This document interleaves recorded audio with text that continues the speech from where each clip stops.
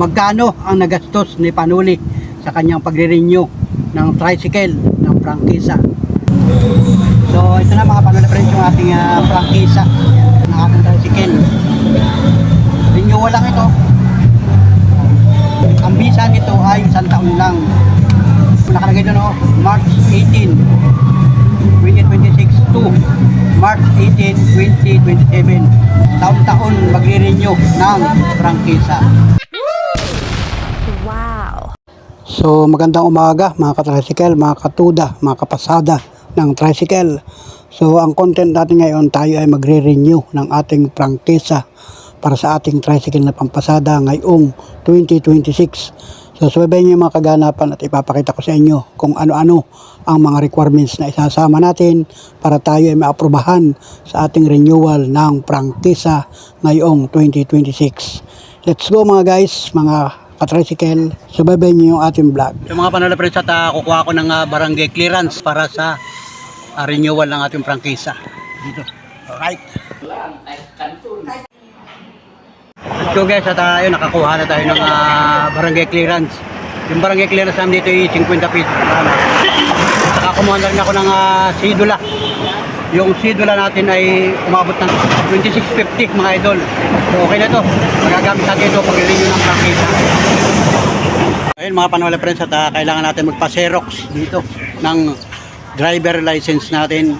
Kasi kailangan yun o requirements yun para pagkuha natin ng renewal ng ating prangkisa. So ito na mga Panuli friends, at nakapagpa-xerox na ako dyan ng ating driver's license. So complete na itong ating requirements at pagkulang nito. Meron na tayong barangay clearance, lumang prangkisa, at saka yung ating driver license. So yan yung mga requirements para tayo ay pupunta na rin sa Sangguniang Bayan, doon sa kinukuhanan namin o nire-renewhan namin ng prangkisa dito sa munisipyo. Kasi kanya-kanyang patakaran ng bawat munisipyo yung pagre-renew ng prangkisa ng tricycle.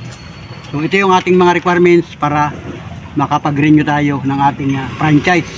Gamit natin pampasada tricycle ni Panuli. Alright, yung tricycle ko. O diba? So let's go. So iba pa rin yung mga kaganapan at marami pang requirements tayong dadagdag dito. Alright. Dito ako dadaan pala. Punta ako sa taas, Sangguniang Bayan, sa renewal ng prangkisa. Dito, ang renewal ng prangkisa. Ayan, sa taas, second floor ng munisipyo ng Lopez, Quezon, Sangguniang Bayan.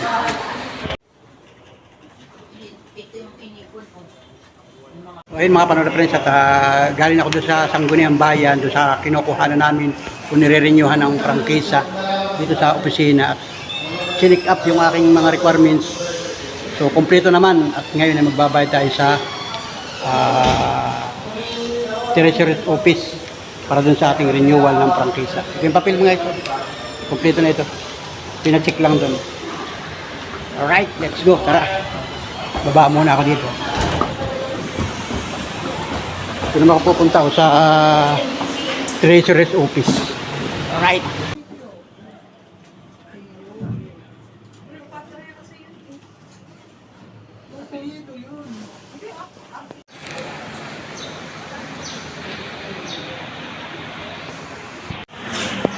So ayan mga Panuli friends, at biniyara natin sa Treasury Office ay 800 4. Yan. Ito yung kabuuhan. Dito nakasad yung mga biniyara natin. Diba? Okay na, bayad na guys. So let's go mga Panuli friends, at nandito na ako sa tricycle. Galing ako ng Sangguniang Bayan.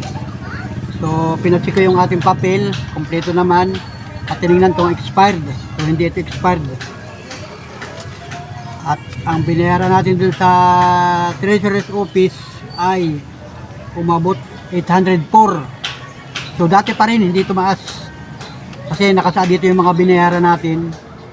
Taon-taon naman ito talaga. Ganito ang ating proseso. So bayad na.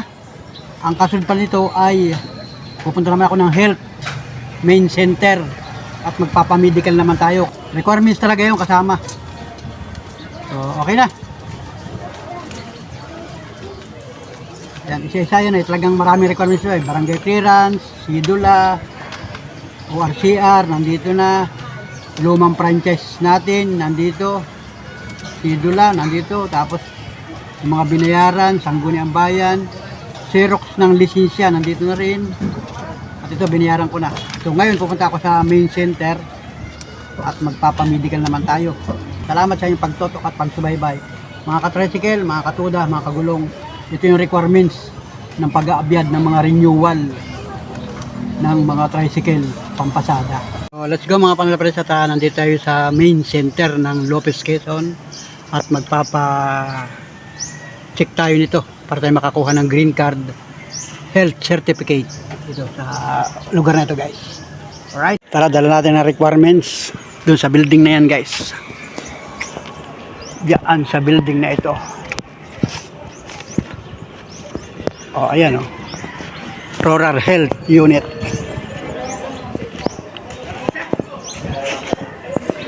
So, ayun guys, at binigyan tayo ng ito. Parang kung ito papel para makapagpamedical. Kailangan magpamedical ang driver bago ka makakuha ng green card. Alright. Aba na tayo. Ito mga paralapres at kailangan magpa-x-ray. Dito ako magpapa-x-ray sa MMG. Kailangan magpa-x-ray. Panibagong bayad. Dito. Kukunti ang tao.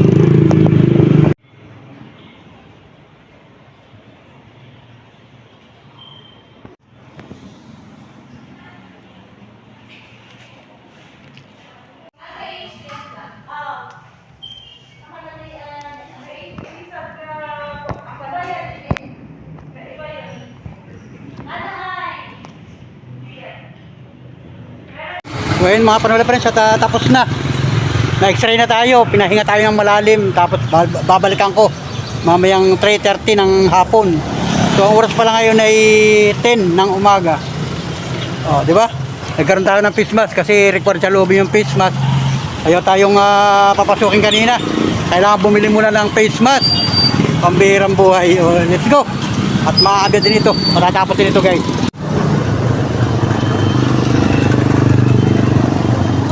So ayun mga panola friends at galing nga ako dun sa MMG at tayo ay nagpa-x-ray. So ang binayaran natin sa MMG x-ray ay ito, resibo 350 ang ating x-ray. So walang pagbabago, no isang taon ganun pa rin 350. So yung resulta ay mamaya pa daw mga alas 3 ng hapon. So ngayon ay pasado alas 6 ng umaga. Ayun nga, pinabili tayo ng face mask kasi required yung face mask sa loob ng MMG. Nung isang taon, dyan din ako pa-x-ray ay. Ay di, ayun guys. At para tayo ay makapunta sa main center. Kasi kailangan natin kumuha ng green card para tagdag dito sa requirements. So mamaya pa naman yung kukuhanin yung resulta ng MMG. Pupunta muna ako sa police clearance naman guys. So let's go. At talagang madami ng pagkakas. So ito naman ay taon-taon na ginagawa natin kaya talagang nakakapanibago. So ganun pa rin ang proseso. Talagang magbabayad ka lagi. Diba? So let's go. At punta ako sa police clearance naman. Alright? Nag-online pa dito ng police? Opo. Noong nakaraan taon dito na nagpa-online ay. Dito rin po kayo nag-online po kayo dito last year? Oo. Police clearance sa prangkisa.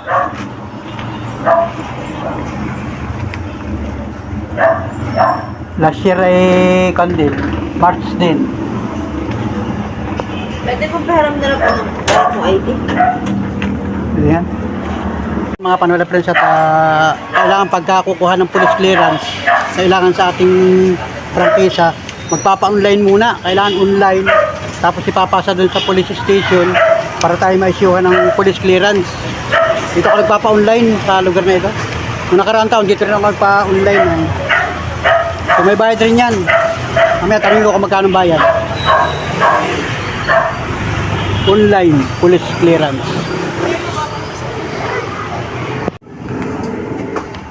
Magkano na rin yan? 280 pa rin po, sir. Mabuti at hindi nagbago yan. So,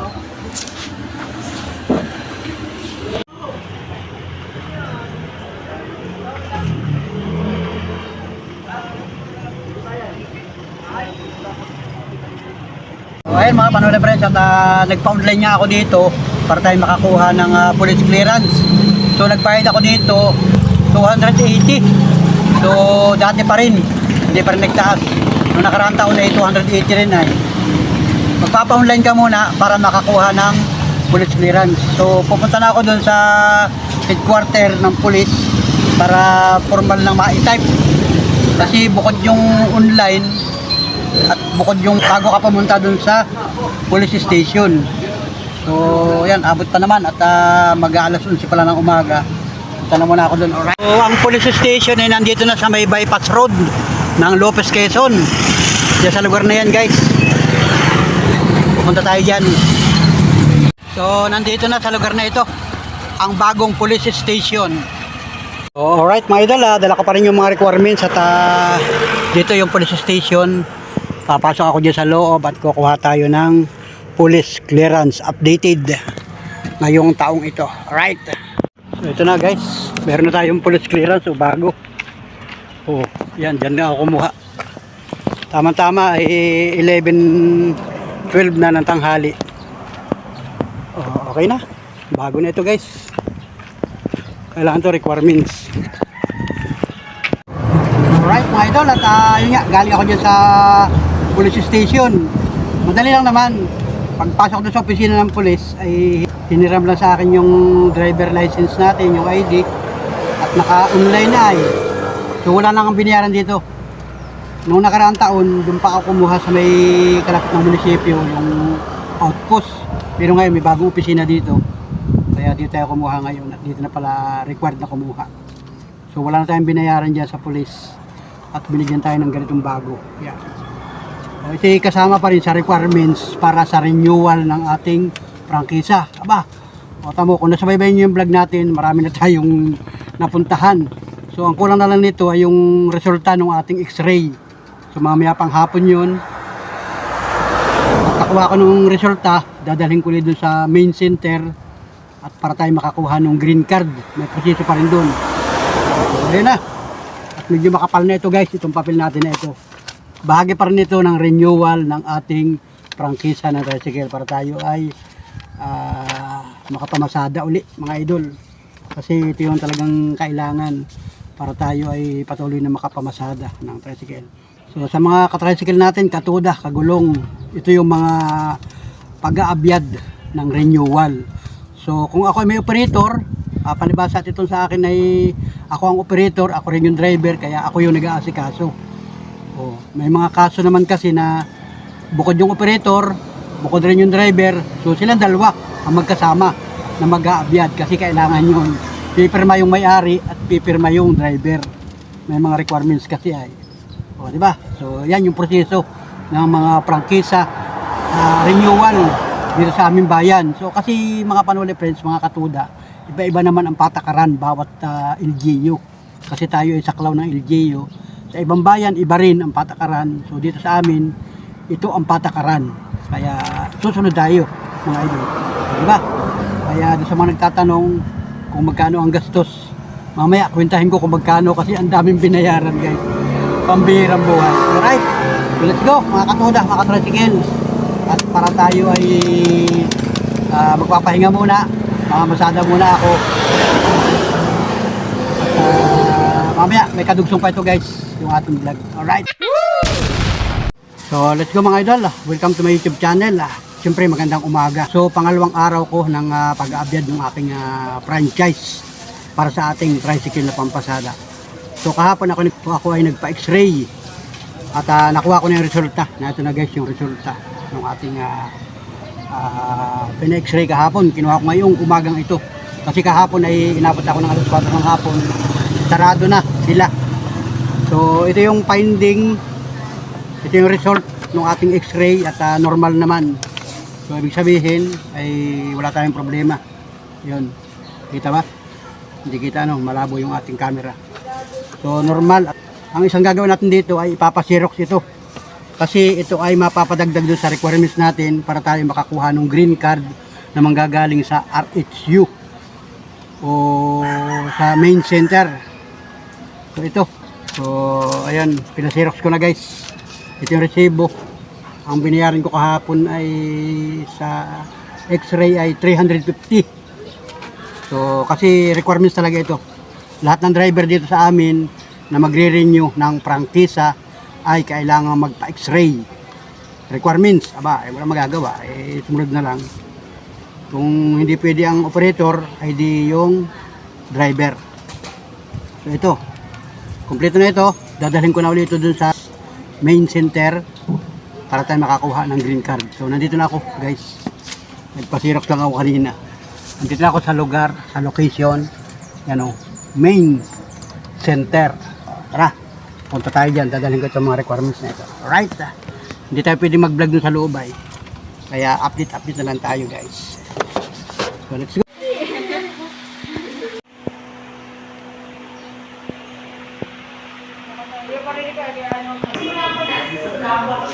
So ito mga panulapin sa tanan, nandito ako sa loob ng main center. Kailangan pa pala ay mag-register dun sa bagong programa ngayon ng PhilHealth, yung YAKAP.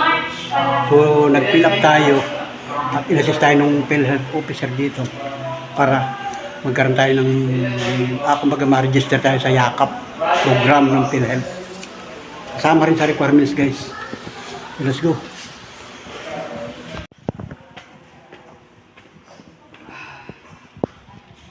Ito mga panalapin sa yun, naipasa ko na binigyan na tayo ng green card. Ito yung importante, yung green card. Tapos yung PhilHealth natin, ngayon itong green card na ito, pinilapan na, papipirmahan naman ito sa doktor. Nandun doon sa kabilang building. So punta ako sa kabilang building para mapirmahan ito ng doktor. Let's go.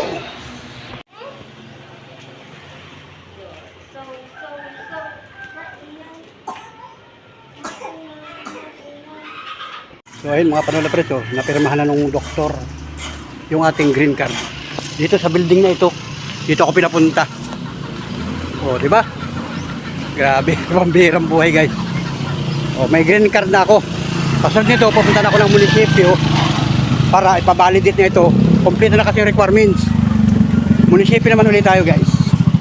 Alright. So, alright mga idol, at ito, nakatapos na tayong meron na tayong green card galing sa main center. Ito, ang nakalagay dito ay health certificate. Yan, health clearance. So, talagang medyo may proseso para makakuha ka nitong green card. So, balik tayo sa green card na ito. Kailangan muna ay magpa-X-ray ang driver at ipapasirok yung resulta. Ipapasa sa kanila. At ngayon, may napadagdag. Noong nakaraang taon, wala pa ito. Itong programa ng YAKAP sa PhilHealth, napadagdag na requirements ngayon, kaya tayo nakapag-fill up doon ng YAKAP. So ang kagandahan din ay di alam naman natin yung programa ng YAKAP, yung PhilHealth, nagkaroon na tayo ng record. So ila-transfer nila yung record dyan papunta ng Magsaysay District Hospital. Kung sakalit na kailangan ka ng mga gamot, alam natin yun, maganda yung programa ng PhilHealth. Yun, magkakaroon tayo, nagkaroon na ako. So, yung PhilHealth record ay kinuha nung staff nung nagpirma ng doktor. Kaya tayo ay may pirma na. So, ito na. Kompleto na itong ating requirements para makakuha tayo ng franchise.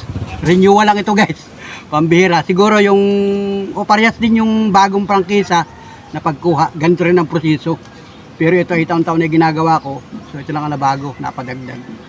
Saka kung nasubaybayan nyo yung vlog natin, talagang medyo marami na yung ating nakuhang requirements. Umpisa tayo sa barangay, o yung barangay clearance, sidula. Tapos ay nagkuha tayo ng police clearance, nagkuha tayo ng health clearance, at ngayon naman ang kukuhain natin ay mayor's clearance, mayor's permit. Idadagdag pa rin dito.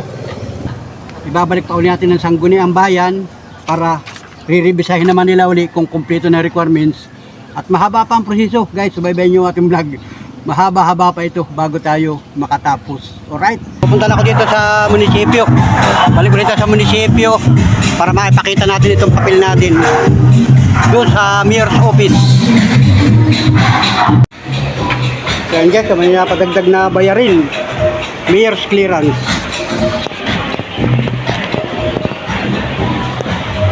Bayaran ko ulit sa Treasurer's Office. So, dagdag ito bayarin. 50 pesos daw doon sa Treasurer's Office. So, ito mga panula friends at pumunta tayo dun sa Mayor's Office. Yun nga, napadagdag yung 50 pesos na binayaran ng bukod. At binayaran naman natin, may resibo. Ito na yung papel na galing ng Mayor's Office. So ito, at complete na requirements. Pupunta naman tayo ngayon dun sa Sangguniang Bayan, dun sa pinag-umpisahan natin ito. Para ito ay makatay-katay na. Napipirmahan pa maya-maya pagkatapos. So, nandun yung Mayor's Office. Tapos ka na, kaibigan. Tapos ka na.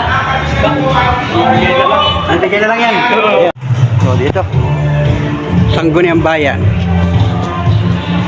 Guys, kailangan ipa-xerox yung certificate ng ating plate number na bago. Kasama pa rin para sa requirements ito yung kasi inisyuhan tayo ng bagong plate number ng ating tricycle. Ito yung certification, kailangan ipa-xerox ng isa kasama sa requirements. So ito nga mga idol, mga panola friends, mga katuda. At yung ating papel ay checkin yung ating tricycle kung kompleto ba, kung mayroon bang placer, mayroon bang gumagana ba ang foot brake, gumagana ba ang handbrake, ilaw, high and low, at saka yung ating tail light, at saka siyempre titingnan din yung ating chassis number, motor number. So at saka yung ilaw sa loob ng ating tricycle, mayroon naman tayong ilaw. So gumagana naman yan at okay. Kumbaga inaprubahan yung ating motor. Ito na nga, pinirmahan na ng inspector.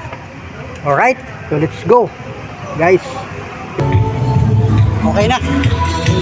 Ano na friends, at dun sa Sangguniang Bayan ay nilagyan ng panibagong mga papel. At ngayon ibabalik na natin dun sa Mayor's Office para papirmahan na. Malapit-lapit na rin matapos na rin guys. Balik ulit tayo dun sa Mayor's Office.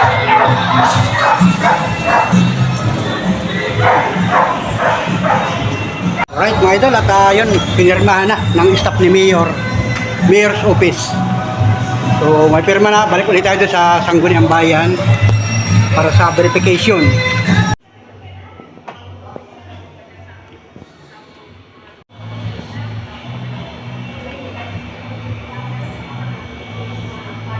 So let's go mga panola friends, at okay na.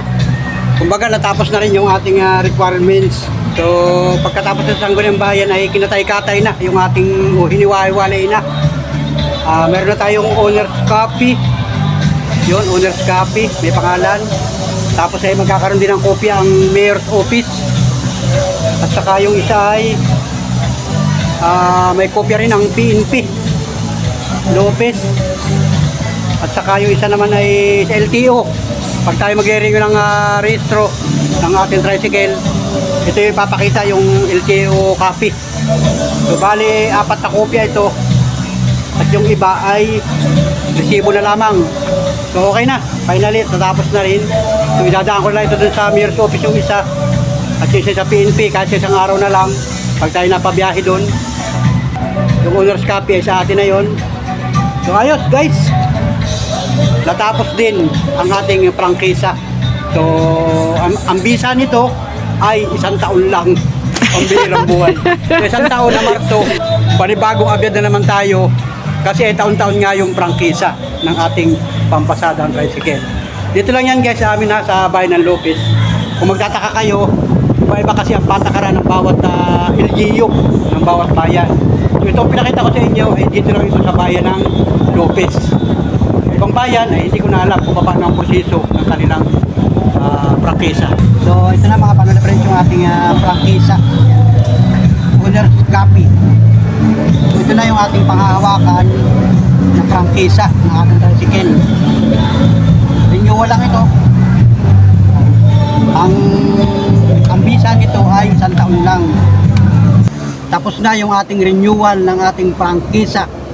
Yan. At magkano ang nagastos ni Panuli sa kanyang pagre-renew ng tricycle ng prangkisa ngayong 2026 Marso. So ang nagastos natin mga Panuli friends ay nilista ko na lahat dito. Hindi ko na sinama dito yung Xerox na